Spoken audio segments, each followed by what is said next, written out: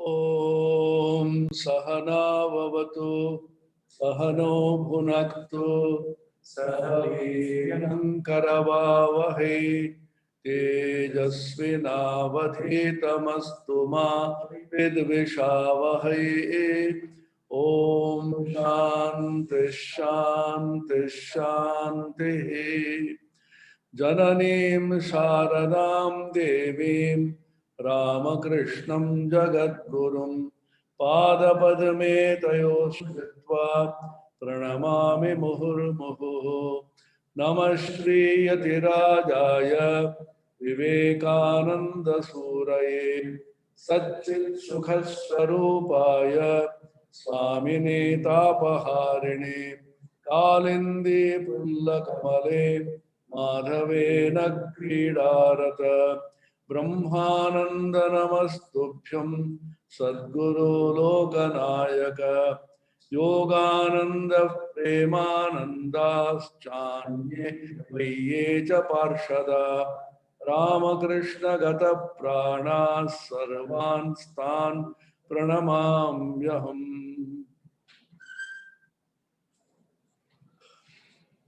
Welcome to this webinar comprising a series of 19 talks on Yoga Vedanta. This has been sponsored by Inter-University Center for Yogic Sciences, which is a body autonomous under the University Grants Commission, New Delhi, which is the apex regulatory body for higher education under the Ministry of Education, Government of India. And they have requested the various universities and institutes running yoga programs to celebrate the International Day of Yoga, which falls on 21st of every year. This time it is 21st of June, 2021. In view of the pandemic situation, COVID-19, we are conducting this in the virtual way through the online mode. And the organizers of this webinar are Vivekananda Vedanta Yoga Adhyayana Samshodhanalaya, acronymed as Viveka Vyasa, under the School of Indian Heritage in Ramakrishna Mission Vivekananda Educational Research Institute, which is a deemed university declared by the Ministry of Education, Government of India, and Section 3 of the UGC Act. This university runs programs, postgraduate, as well as doctoral programs in yoga. And as everybody knows, two important philosophical systems among the 6 orthodox Indian systems of philosophy, Astika Darshana, are Vedanta and Yoga. Sankhya is also a very important darshana, but in practice, these two systems have survived Yoga and Vedanta. And in Bharatavarsha, Bharatiya Jnana Sampradaya and Parampara, the spiritual and philosophical tradition of the Bharatavarsha, these two, Yoga and Vedanta, have been studied, researched, practiced, and innumerable people have attained to perfection what is called moksha in Vedanta and kaivalya in yoga. In fact, Vedanta is a science of yoga, we may call it that way, whereas yoga is the technology. Science of Brahman, Brahma Vidya is Vedanta, and the technology is yoga. Vidya and Yoga Shastra are two important terms which are used, and the Upanishads are Brahma Vidya, and the Yoga Shastra texts talk about yoga and its practice in theory and practice. There are texts which combine both yoga and Vedanta. The most supreme and the most popular of which is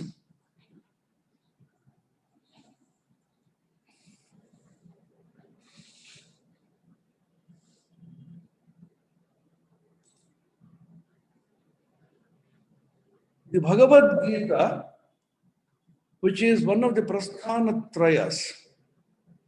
Vedanta has three prasthanas or canons called Shruti Prasthana, which are the Upanishads, the Smriti Prasthana, which is the Bhagavad Gita, and the Nyaya Prasthana, which is the Brahma Sutra.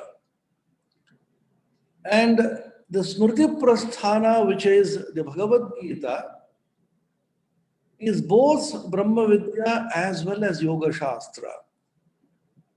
It discusses, expounds the science of Brahman as well as the technology of yoga through which Brahma Vidya could be attained.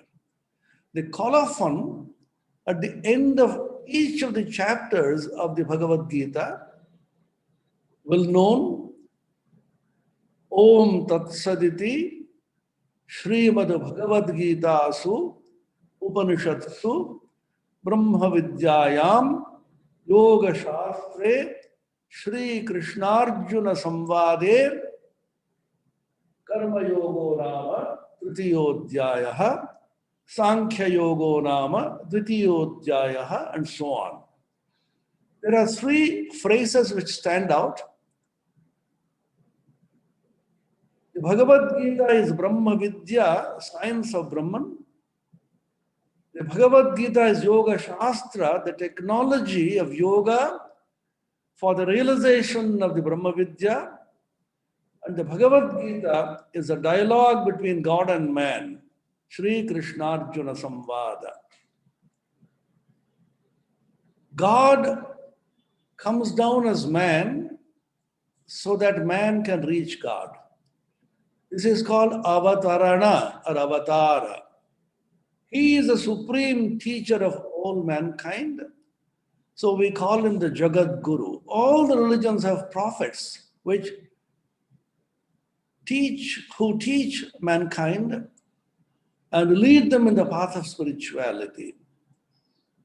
Interestingly, each of the chapters of the Bhagavad Gita, which are 18 in number, each of them is designated as yoga, which is very, very interesting. Arjuna, a representative of man, got confused, deluded about what he has to do, and being the great warrior that he was, an army general at that, suddenly collapsed at the beginning of the Kurukshetra war and got completely depressed, fatigued, confused, flabbergasted. So he said, I will not fight anymore. The crisis of man is depicted here. Each one of us is an Arjuna Crisis comes to everybody. You do not know how to solve the problems of life which you face. Even on solving, you do not have the courage to even face them. You can't run away from the problems. You can't face the problems. You can't solve the problems. You become intensely confused and depressed. This is what is happening now due to the COVID pandemic situation. The whole world is now crying. Swami Vivekananda wrote in a letter, the world is burning with misery. Can you sleep? People can't sleep. People can't eat food properly. People can't socialize. People can't meet one another. Oh, what's happening? When will this coronavirus go? Children are unable to go to schools. Students are unable to go to colleges and universities. Research is at a standstill. Economy is slowing down. The governments are completely helpless. We do not know what's happening to this world. What is the cause of this? Apparently it is the tiniest of the tiniest of the tiny viruses, which is called the corona COVID-19. And this little fellow has innumerable incarnations, avatars, no less than Bhagavan. Two tremendous qualities that this virus possesses. One, it can quickly multiply. Several billion times it can multiply in microseconds. And it can mutate. Now there's a variance, delta variant, alpha, what kinds of variants are there? All the possible alphabets in the Greek language, alpha, beta, and delta. Variant after variant is emerging, and by the moment you combat one, it has changed to something else. In our Puranas, there's a story of Rakshasas, Asuras. And these Asuras have the capacity to change their forms and nature very quickly. There's the story of the Mahishasura in the Devi Mahatmyam, Durga Saptashati at the Chandi. Mahishasura changed into innumerable forms. This moment, he assumed the form of a person having a sword, Khadgapani. Next moment, he assumed the form of an elephant. And then was attacked, he became a lion. He became a half lion and half buffalo and so on. So this is the mutation, the variance. The delta variant of Mahishasura and the alpha variant of Mahishasura and the Devi, at some point of time, she was completely confused how to tackle them. And you have the Rakta Bija, very fast in multiplication. One drop falls on the ground of this Rakta Bija, and an equally powerful Rakta Bija emerges from there. And within seconds, the entire Ranakshetra, the battlefield, is filled with hundreds of thousands of Rakta Bijas. So this COVID-19 perhaps is a combination of the Mahishasura and the Rakta Bija, which makes it extremely difficult to tackle.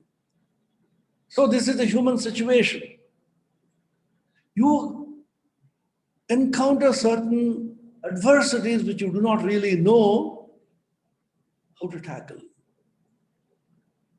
This crisis comes to everybody, and it has come in a huge way, mammoth way, affecting the entire globe. Human beings, subhuman beings, everybody. Now, how do you tackle it? Can you tackle it the yogic way and the Vedantic way? The answer is given in the Yoga Vedanta textbooks, the Prasthanatraya, which I mentioned just now. the Upanishads, Brahma Vidya, the Bhagavad Gita, the Smriti Shastra, talking about yoga and Vedanta, practical application in daily life, and the Brahma Sutra, which give the rationale behind the theory and practice of Yoga Vedanta. The Bhagavad Gita, particularly, I said, has chosen to call every one of the 18 chapters as yoga. Most interestingly, the depression and the sorrow of Arjuna is the first yoga, Arjuna Vishada Yoga. And the last yoga, the 18th chapter, is Moksha Yoga. So beginning from Arjuna Vishada Yoga, the depression yoga, the sorrow yoga, the confusion yoga of Arjuna, we end up with release, liberation. How is it possible? The Bhagavan takes us through a remarkable journey through several kinds of yoga, the most prominent of which in classification, Bhakti Yoga, Jnana Yoga, Karma Yoga, and Raja Yoga. And the Raja Yoga mentioned in the Bhagavad Gita as a peculiar variety. He calls it Raja Vidya Raja Guhyam, a special kingly yoga and the kingly secret, extremely important and extremely subtle. Sushukshma, extremely subtle, but extremely easy to do. And it is undecaying, eternal. What is the message that the Bhagavan gives? The yogic way and the Vedantic way to Arjuna. There are two fundamental definitions of yoga given in the Bhagavad Gita. One is yoga karmasu kaushalam. Oh Arjuna, this yoga is a kaushala, skillfulness, dexterity in karma. And the second definition, samatvam yoga uchyate. Yoga is equanimity or samatva. These are two very important definitions, very pithy, aphoristic, and powerfully telling.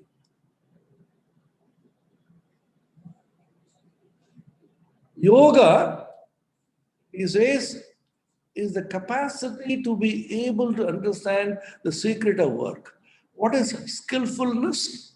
It is not the skill development that we talk about these days.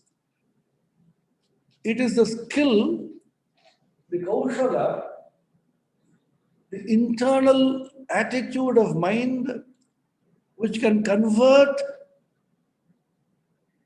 work into a releasing technique.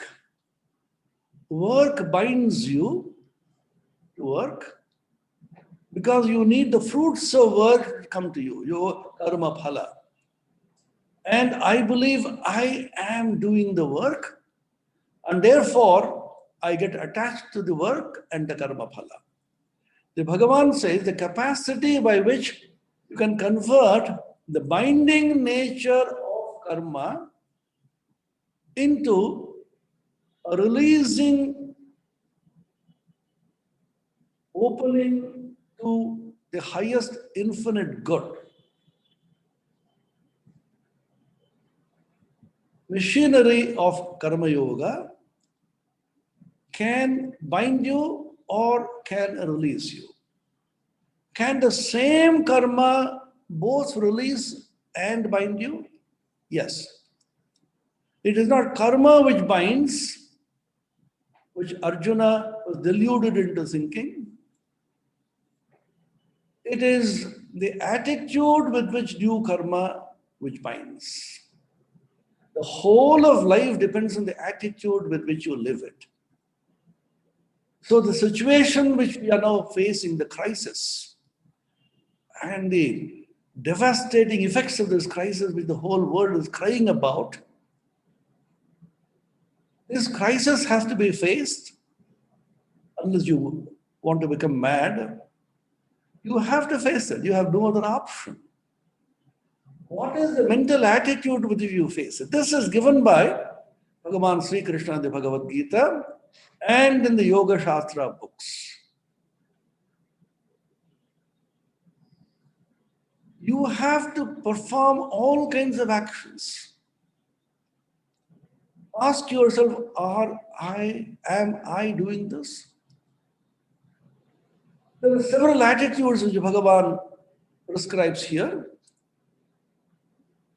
One simple attitude which scientists perhaps would take: I don't believe in God, I don't believe in the Atman, I don't in spirituality.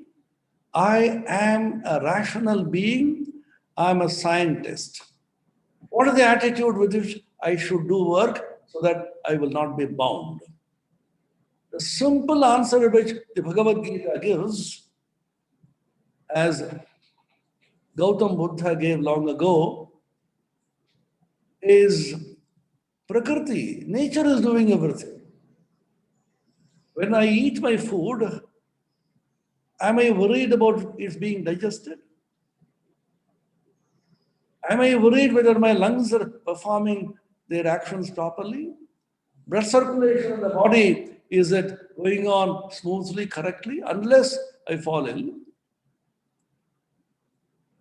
Normally, I take all this for granted because I know that nature is performing its function. Nature is infallible. Nature doesn't make a mistake, and nature is accurate. You can't distrust nature's function. So leave it to nature. Prakrite kriyamanani gune karmani sarvasha ahankara vimudhatma karta ahamiti manjate. The Bhagavad Gita says, Prakriti is doing everything. What is Prakriti?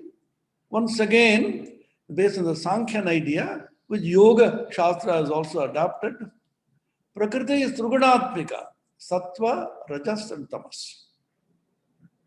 This is a great discovery of Bhagavan Kapila, one of the master minds in Indian philosophy, the greatest philosopher perhaps which India produced. He said the whole universe of Prakriti nature comprises these three elements.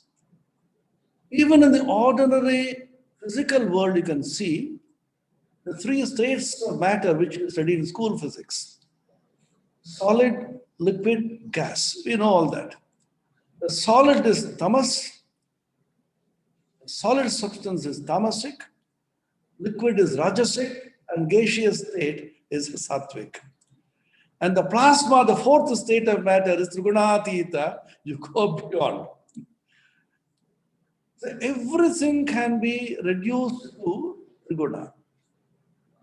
Your mind, your body, and the entire functioning of a human being on this earth, the Bhagavad Gita is analyzed into sattvic, rajasic, and tamasic towards the end in 17th and 18th chapters. So there's one point of view you can take: allow Prakriti to function. Don't interfere into the functioning of Prakriti. Believe in Prakriti and allow it to function. And the moment you say, I am doing this, you are caught. I am not doing this, Prakriti is doing it.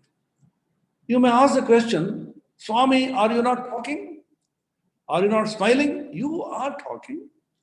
You are eating. Why do you say, I am not eating, I am not smiling, I am not talking? The answer is, I am not talking, but talking is happening. I am not eating, eating is happening. I am not smiling, smiling is happening. It is happening in nature because of my Trigunatmika Prakriti. If you can become conscious of this, that Prakriti is functioning, a huge power called Prakriti is operating, Mahashakti is operating through the universe. It is animating everybody. This Prakriti being Jada or inert has to be animated by Chaitanya, which is conscious principle.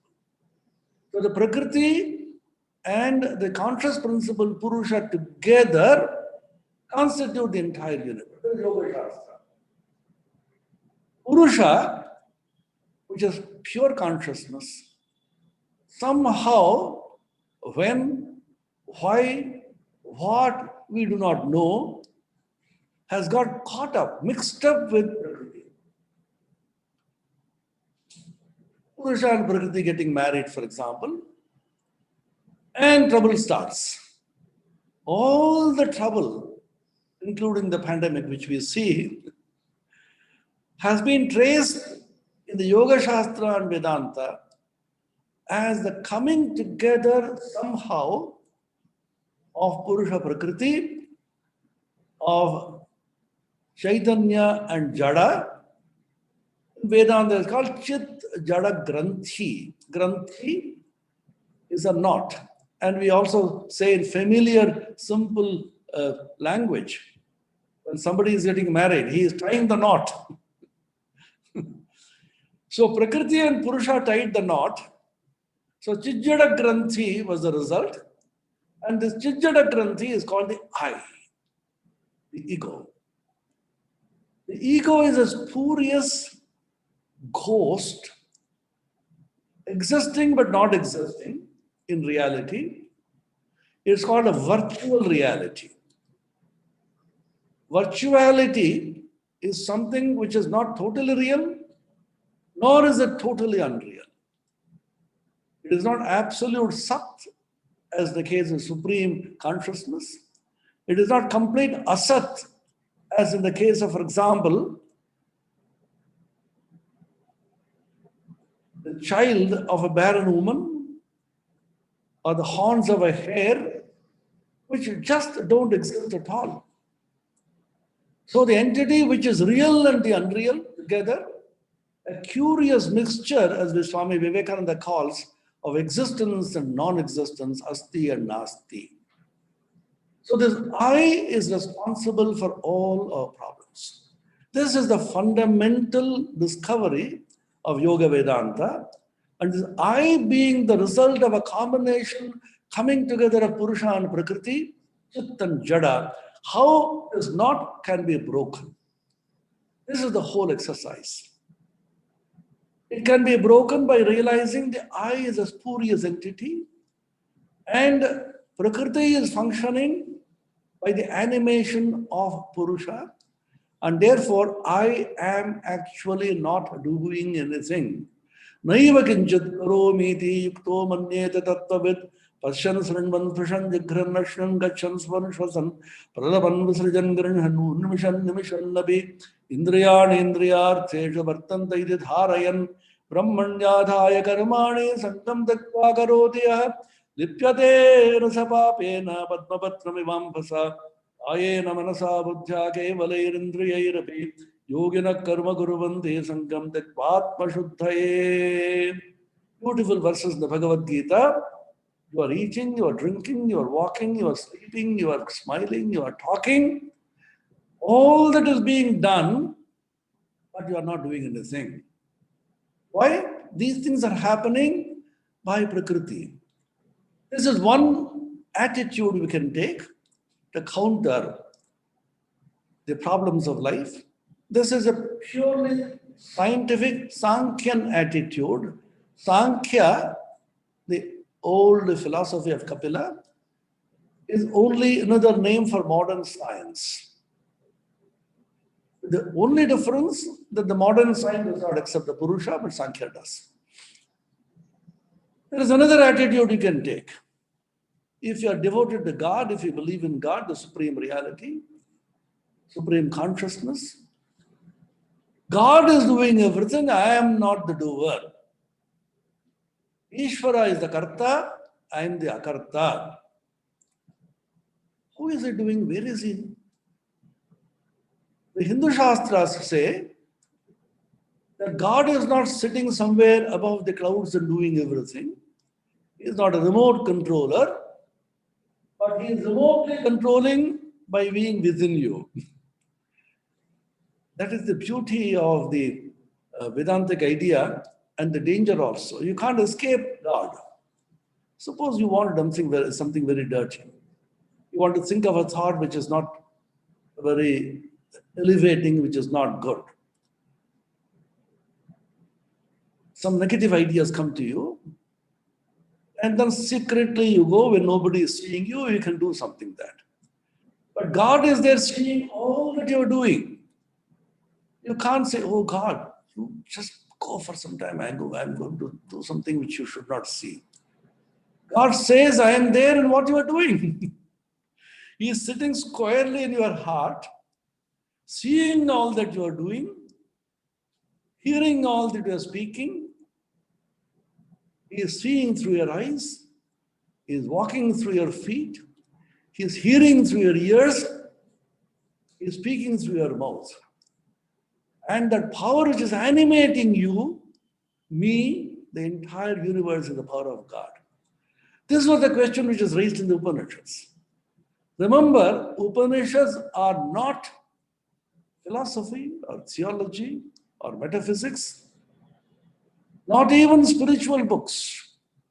They are a compendium, a documented, realized evidences of certain profound answers which the human mind has asked of certain simple, naive questions.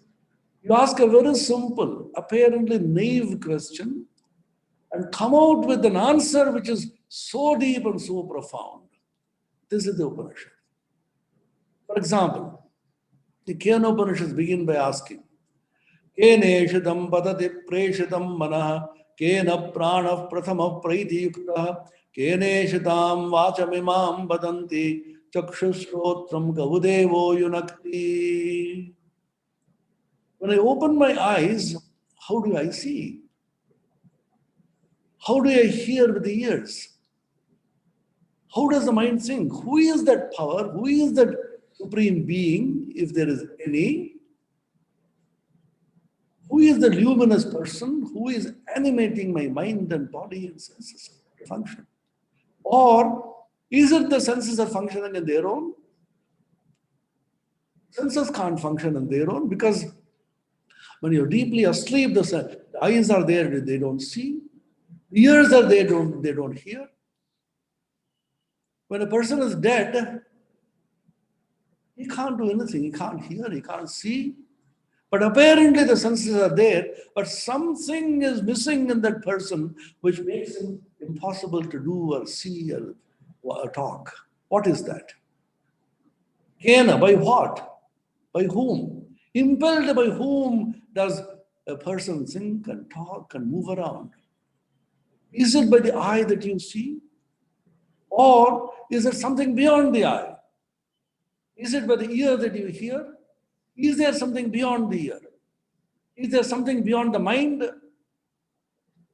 And the answer they came up was very interesting because no language will be able to describe it. They said, no, there is an eye of the eye, that the ear of the ear, that the mind of the mind, which makes the eye possible to see, the ear possible to hear, and the mind possible to think. Shrotrasya shrotram manaso mano yat vacho havacham savu pranasya pranaha chakshushas chakshurati muchyadhira pretyasman lokad amrita bhavanti. A person who realizes this, that the eye of the eye and the ear of the ear and the mind of the mind, that which is immortal and infinite, yedad viduru viduhu amritaste bhavanti. A person who can realize, understand the Supreme Being as his own inner self, he goes beyond sorrow. He asked the Upanishad, Sir, is there any easier way by which I can manage this sorrow? This is too difficult for me to realize the Supreme Being. Is there any quick method of managing? The Upanishad says there is no other way except realizing yourself as a supreme, undecaying, resplendent, luminous self. Tamatmastham yenu pashyanti dhira tesham shanti shashvati netaresham tamatmastham yenu pashyanti dhira tesham sukham shashvatam netaresham. Kathopanishad. Only a person who has realized the self is his own innermost being, supreme, infinite, and eternal, undecaying, deathless, only such a person can conquer death, go beyond sorrow, and he alone can attain supreme peace and supreme happiness. None else and none else. Tarati Shokam Atmavit, Chandogopaniषद. Narada went to Sanat Kumara and said, I have read and studied so much, but I'm completely baffled. I'm in sorrow. Same situation in which we are now here. All the great Nobel laureates of the world and the virologists and the biologists and the supremely talented intellectual giants of the world are facing the challenge of the tiniest of the tiny coronavirus. This is a big blow to our little ego. How much do we know? Scientists now saying we can't understand what this virus is doing. The nature of the virus is baffling us. So the coronavirus, if not anything, has given us great humility. It should give us humility. How little we know about the universe, much less about the smallest of the small virus universe. Shakespeare said, a very favorite quote of Swami Ranganath Anandaji, from whom we picked up and memorized. Man, proud man, dressed in a little brief authority, most ignorant of what he is most sure of, his glassy essence, like an angry ape, makes such fantastic gestures before the high heavens, which makes the angels weep. This is our intellect. How little we know. So you believe in God and realize He is Antaryami, inner dweller, indweller, inner regulator. There's a great concept in Vedanta, Antaryami. He is the innermost soul of your soul. He is the person, the consciousness, which is animating you, making your body and mind and all the senses function. If you're not inclined devotionally, and if you go the path of knowledge, jnana, you say the Atman, the supreme reality, which is the only undecaying, deathless essence in this whole changing world. And the body and the mind, the changing realities are nothing. Identify yourself completely with the Atman and allow the body and the mind to go about doing what they want to do. When sorrow comes, the mind is depressed. Tell yourself, the mind is depressed, I am not depressed. The body is aching, I have a toothache, I have a stomach ache. You tell the teeth and the stomach, oh teeth, oh stomach, you keep feeling the ache, but I am not feeling the ache because I am not the body. I am not the body, I am not the senses. I am the Supreme Spirit. Chidananda Rupa Shivoham Shivoham. Swami Vivekananda emphasized his Vedantic aspect. Particularly when he was in the West, he was full of Vedanta. He told them repeatedly, you are not sinners, you are not little beings. You are that infinite self. In fact, he went to the extreme point of Vedanta in which he said, just like bubbles and waves in the infinite ocean, this entire universe of beings and inanimate and animate beings are rising and falling. how many suns and the moons and stars and galaxies, animals and plants, the whole universe is rising and falling in an infinite ocean of consciousness, which I am. He said, Buddhas and Christ are but the waves of the infinite ocean, which I am. Mayyanandamaham bodho vaschariyam jiva vichaya udyanti ghananti khelanti pravishanti svabhavataha Ashtavakra Samhita. One of the grandest of the treatises of Vedanta. Take that position if you're bold enough, you have the courage. I am not the body or the mind. Let the body and the mind suffer. I am not suffering. This is one sure way to combat suffering. So this is Jnana path. Swami Vivekananda gave a fourth path, apparently, which is go on doing karma, not for anything, but just work for work's sake. One shloka in the Bhagavad Gita lends itself to this interpretation. Yajnarthat karmanonyatra lokoyam karma bandhana. Karma only when it is done for the sake of yajna, as yajna, alone will not bind you. What does yajna mean? This is also a great concept. We can take this idea to combat this crisis. The whole world is going in a cycle. The entire universe is given to rotational motion, even physically. This is what science will say. Everything in the world is rotating. You can see the earth is rotating around the sun and around itself. And the moon is rotating around itself and around the sun. And all the planets are rotating. And in the microcosmic world, the electrons are rotating around the nucleus. The whole thing is rotational. And the rotational motion, when it is projected on a diameter of the circle, it becomes simple harmonic motion, periodic motion. The whole universe is periodicity, cyclicity, and rotation. You feel terribly hot, summer, then comes winter, then comes rainy season, and so on.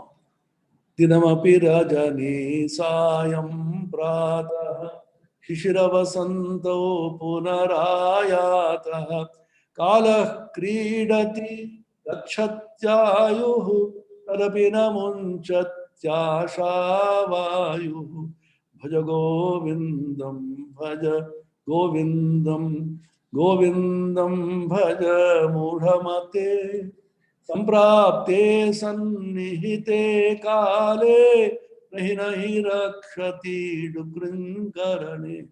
Shankara's most mellifluous hymn, the Bhaja Govindam song. The morning comes and the afternoon comes, the evening comes, again the night, again morning, goes round and round and round. And you think it is boredom. If you want to escape, don't escape it, see it, enjoy it, celebrate it. So everything is moving in a cycle. So yajna is the idea of cycle.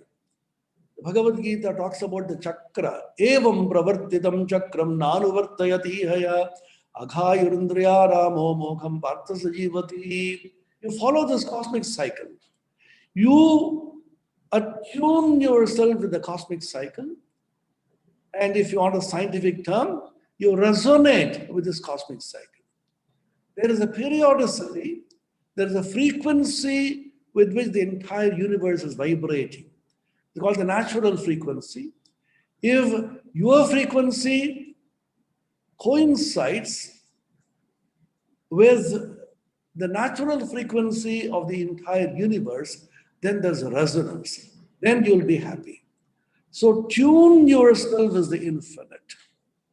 This is the message. So you did not believe in God in the bhakti path. You do not believe in the Atman, Brahman, the Jnana path. You need not even go for the Prakriti in the Sankhyan path.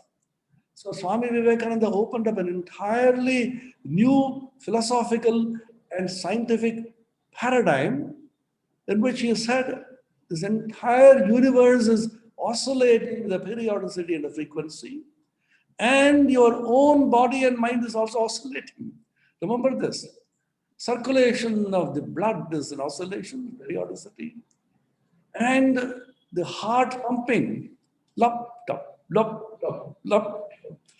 There is a periodicity and there is a frequency. In the frequencies, even slightly adjusted, you have a terrible heart pain, heart attack.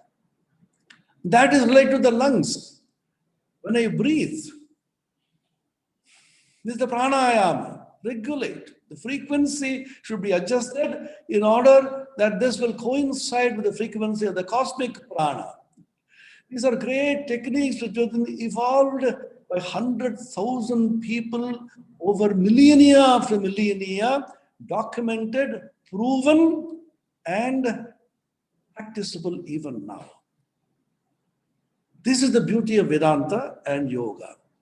It is not that somebody practiced it long ago, some rishis did it and you can't do it now. The challenge of the rishis is that this has been practiced and realized by me, and anybody at any time, in any place, can realize the same thing. Come on, take the challenge up and go through the same procedure. There's a protocol in yoga and there's a procedure, discipline in Vedanta. Vedanta calls inquiry discipline. Athato Brahma Jigyasa, the word uses Jigyasa.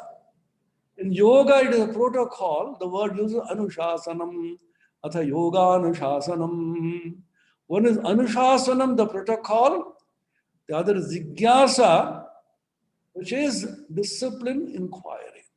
Combine Anushasanam with inquiry, Jigyasa, and you have a grand synthesis of yoga and Vedanta. And the last verse of the Kathopanishad, which is the most favorite of Swami Vivekananda, because the little boy, Nachiketa, asking bold questions about how you can live happily in this world, how you can reach the Hiranyagarbhaloka, the cosmic vast universe, which encompasses the entire beings and non-beings, universal mind and universal self, and beyond, which is the third boon, in which you realize the supreme Brahman is your own self. And the Upanishad ends by saying, this great teaching of Vedanta, the Brahma Vidya was given to the little boy, the eligible and the qualified aspirant Nachiketa, by the Brahma Vidya Acharya Yama, and through this, Nachiketa became free from all rajas and blemish and crossed beyond sorrow and death. The last punchline, anybody can also attain the same truths if he follows the same discipline. Look at the science behind this. How scientific, how rational, how challenging. Mrityu proktam nachiketo thalabdha vidyametam yoga vidhim cha krishnam brahma prapto virajo bhut vimrityuh anyopyevam yo vidat atmameva anyopyevam. Even others also can do this. So this effort which you are making with 19 lectures is just to give you a glimpse of what our forefathers thought about some of the momentous questions in life.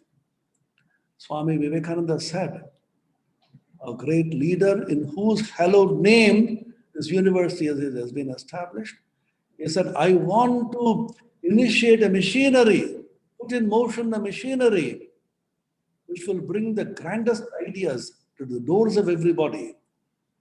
I want people to know what our great forefathers thought about the momentous questions of life. Then, having known them, that people do practices in their own way. It's just an attempt to give you. We have been able to get very, very good speakers, particularly 4 speakers from abroad. Swami Sarvapriyananda, the great YouTube guru now, he talks about Vedanta most of the time. will speak about self-inquiry. Who am I? From New York, he is the minister in charge and the head of the New York Vedanta Society. Swami Atma Jnanananda is an American Swami. His name is Stewart. He is a specialist in Bhakti Shastra. In fact, he lived in Calcutta, and the Calcutta University, he got his PhD working on Chaitanya Mahaprabhu's Bhakti Shastras. He will speak on the power of prayer in the Bhakti Yoga. Swami Atma Rupananda, he is also an American Swami, an excellent speaker and a great sadhaka.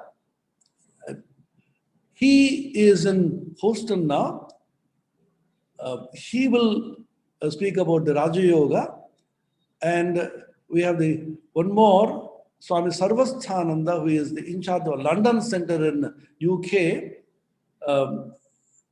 He will also speak about the yoga, Raj Yoga, and so on. The list is given to you. And Swami Kaleshananda will speak on meditation, simple meditation techniques for daily healthy living.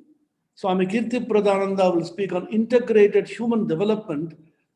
Now, human development is a topic which is being talked about. The United Nations is given the sustainable development goals. Human development is a huge topic now. How we can tackle the concept of human development. He is doing research on that from the Yoga Vedanta perspective. And Swami Sarvottamananda, our Vice Chancellor presently, he will talk about Raja Yoga in modern times. And Sarvasthananda, as I said, will speak on Jnana Yoga. And Swami Vireshananda, who is the editor of Prabuddha Bharata, a journal started by Swami Vivekananda in the lap of Himalayas and Mayavati. He will talk about why each chapter of the Bhagavad Gita is called a yoga. Swami Bodhamayananda, who is the director of the Institute for Human Excellence in Hyderabad, he will talk an interesting topic, the Upanishad call of arise and awake, Uttishtha Jagrata. Swami Ajata Chaitanya, Mrinmay Maharaj, will talk about the enigma of sleep consciousness from ancient Indian perspective. In sleep, normally it is believed consciousness is absent, but Upanishad has a very peculiar take on this. He has done quite some study on this. And we have also some scientists.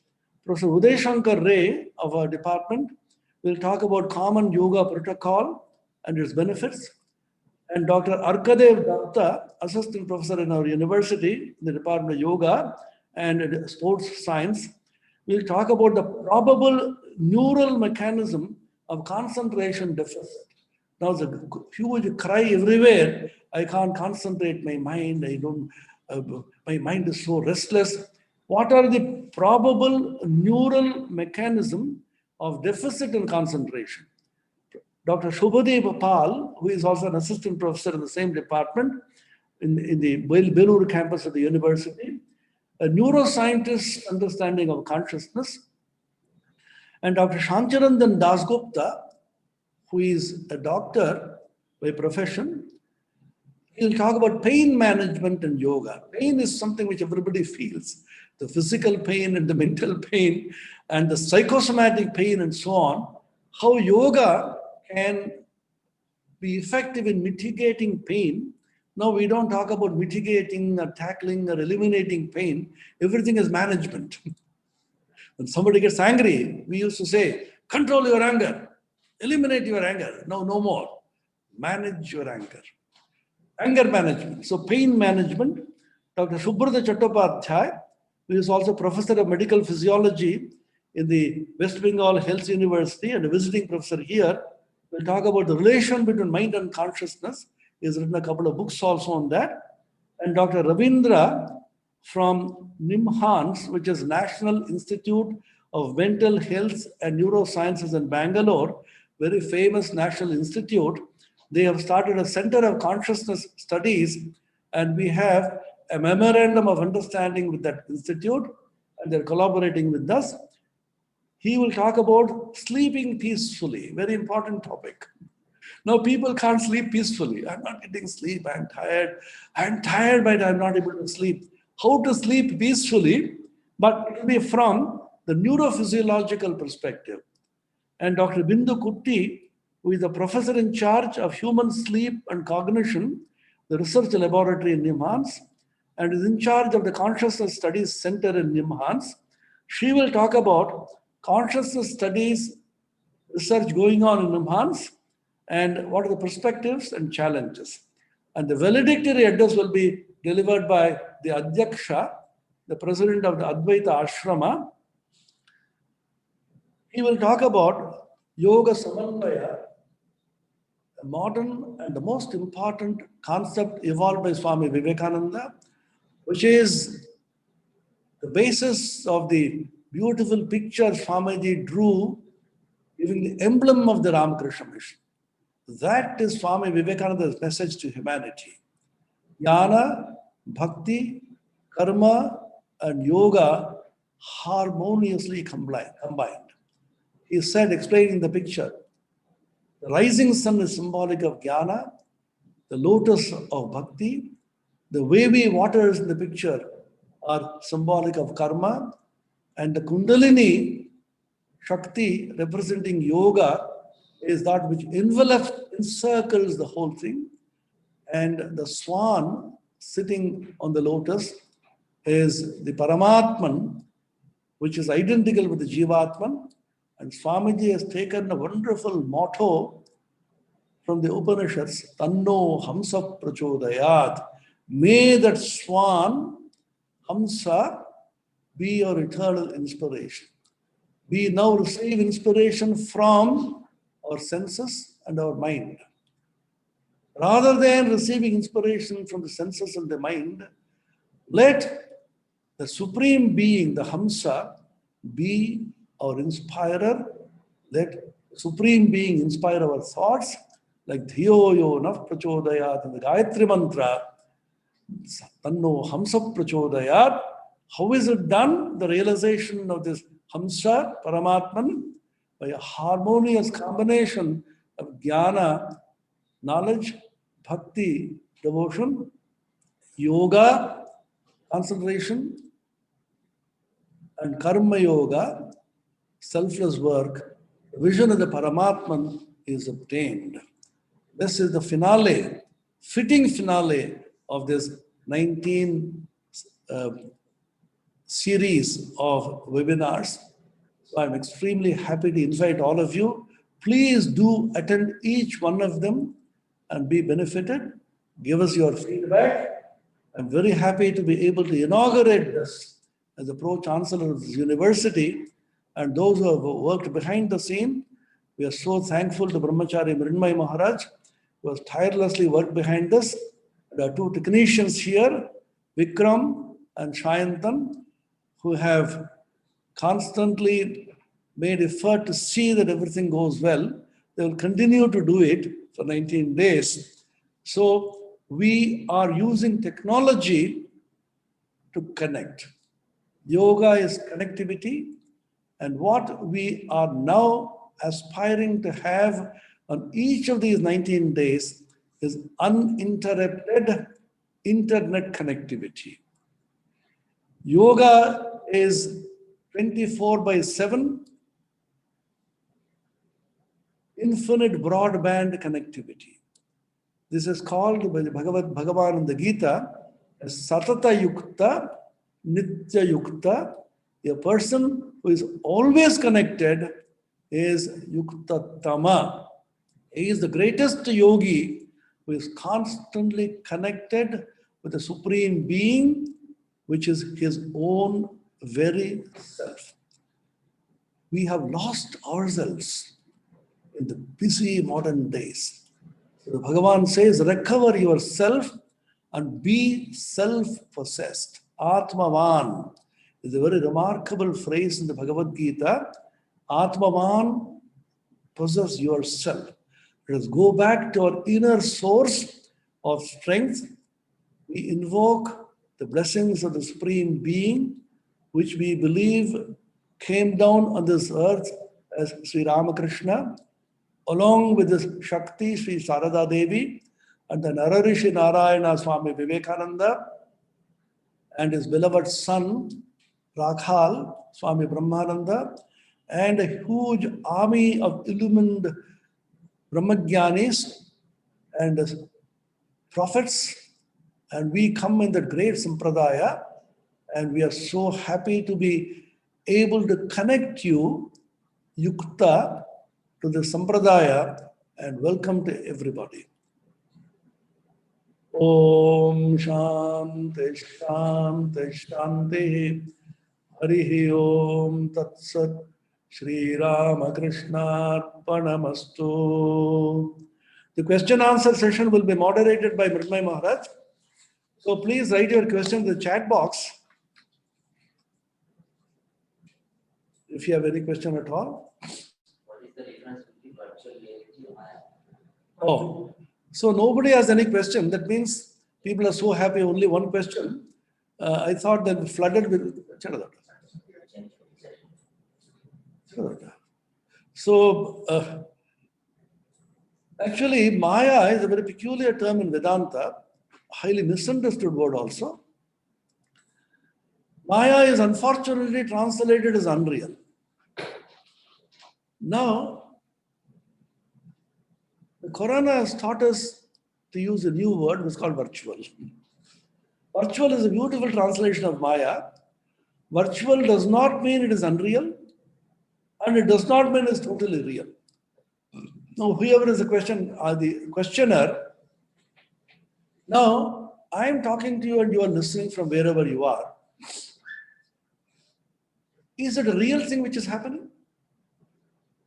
We say it's happening in real time.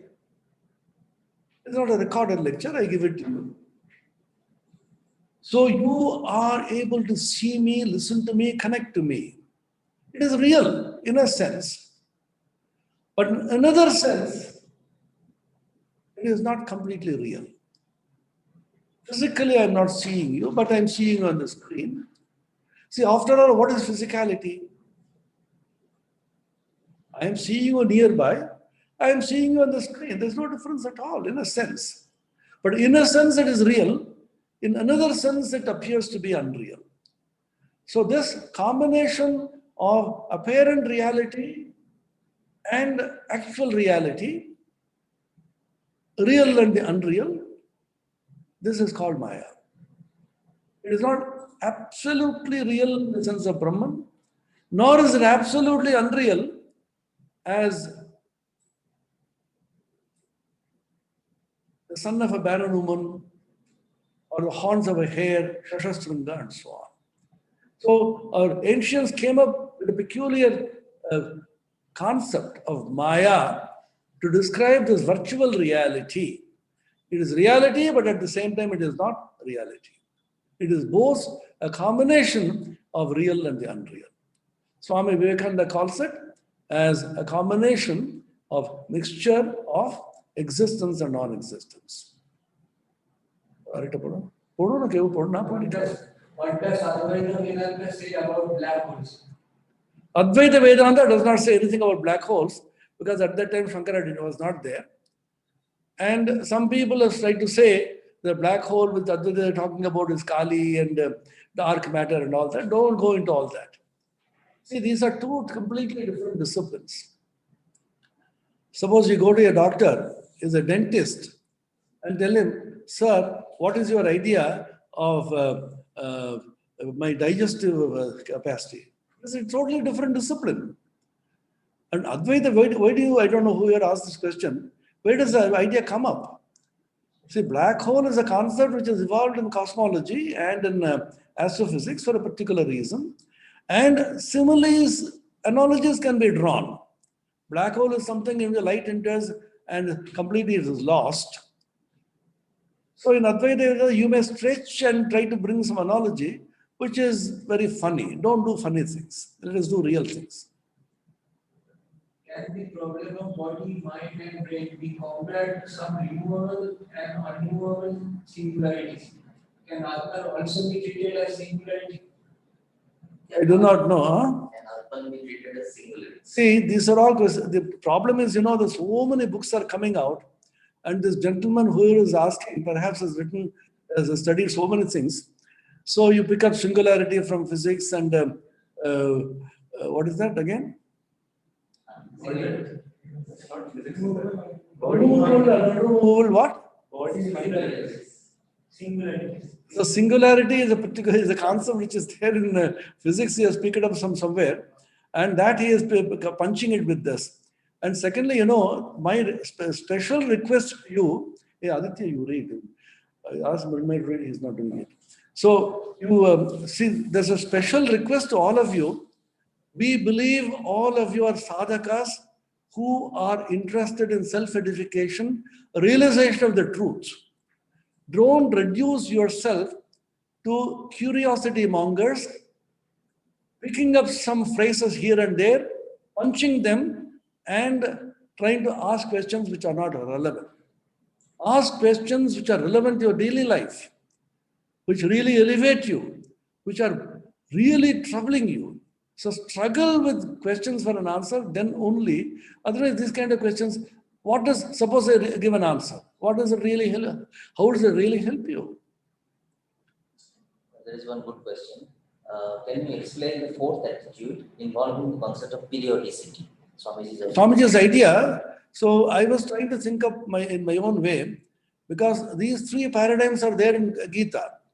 One is Ishvara Sarvabhutanam Hrideshe Ardhana Chachati, the idea of the God existing in the hearts of all beings and animating everybody and making everything happen. This is the Bhakti path. And the Jnana path, in which the Atman is not doing, Naiva Kinchit Karomiti, Tomanyeta Tattavit, and so on. The third paradigm which gives is Prakriti Kriyamanani, Prakriti is doing. Now, Swami Vivekananda, when he talks about work for work's sake, I was trying to find out some kind of a support from the scripture. I thought perhaps this idea of Yajnarthat Karmanon Lokoyam Karma Bandhana, this shloka could lend itself to some kind of interpretation, because Yajna is the idea of rotationality, Yajna is the idea of periodicity, cyclicity. Everything is going round and round and round in cycles. And as we know, the projection of cyclic motion, circular motion and diameter is called simple harmonic motion. The particle is moving around a circle, and there's a diameter. You project that onto the diameter. When the particle is rotating like this foot of the perpendicular diameter will be going periodically. So everything in the universe is rotational and periodical. Now, every periodic motion is a frequency. The entire universe is vibrating with a frequency. This is called in Vedanta and some other disciplines, Kashmir Shaivism and other disciplines, it's called Spandana. Spandana means vibration. The whole thing is vibrating. And there's an extreme Vedantic view that the entire universe of matter is only Manaspandana. What you see outside as matter, as an object, is only vibrations of thought. So the idea of Spandana is very common in many of the Indian scriptures. And it's well known, of course, in science. Everything is only more Spandana, everything is only motion, periodic motion at that. And the cosmic universe has a certain frequency of vibration. So if one can discover that frequency and attune your individual frequency of your body and mind to that frequency, then that could be called as mukti, or liberation. In that case, you attain the highest bliss because of resonance. This was the idea which I thought about as a plausible explanation of the idea of the yajna, doing work for work's own sake. So the vibration of the universe also given in the form of sound. There's a cosmic sound is constantly arising in the universe. Every vibration is a sound. This sound, which is constantly, spontaneously, eternally arising in this universe, is called the cosmic sound, which is called Om, Pranava Mantra. And the Greek philosophers have called it as the music of the spheres. And some of the great poets like Rabindranath described it so beautifully. Baje Ashima Nabha Maje Anadirava. Baje Ashima Nabha Maje Anadirava. Jage Aganna Ravi Chandra Tara Ohi Nirantara Ananta Anandadhara. Just 4 lines, so wonderfully beautiful, and Swami Vivekananda is very fond of this song. He says, Ashima Nabhe, in this the great universe of Chidakasha, Ashima, infinite sky, Anadirava, which has no beginning and therefore no end, eternally rising sound, Rava, which is Om, which is a Pranavadhvani, and is accompanied by a self-created flash of light, which is Aganna Ravichandra Tara. These are the experiences of yogis. Swami Vivekananda, Sri Ramakrishna says in the Kathamrita, when the Kundalini rises to your heart, Anahata, then you see a mysterious, uncreated light. And you say, oh, what is this? What is this? So when you reach the heart center, the Hritpadma, Hridakasha is the word used in Vedanta. Hrit Chakra is the word used in Yoga. Tantra calls it Hrit Padma, Hrit Chakra. Then you see a mysterious light accompanied the sound which is Om. So this Spandana, which is constantly rising in the universe and rising from your own Navi within, these two should be connected. This is yoga, attuned. These are all highly mystical and realizable things coming through deep meditation of years and years of practice with purity and Shraddha in the scriptures. Then some such idea you will get. Thank you for asking this question. So we'll close today because we have another program now. Any other questions there? So thanks to everybody. Keep coming, attending, asking, inquiring. Om Shanti Shanti Shanti.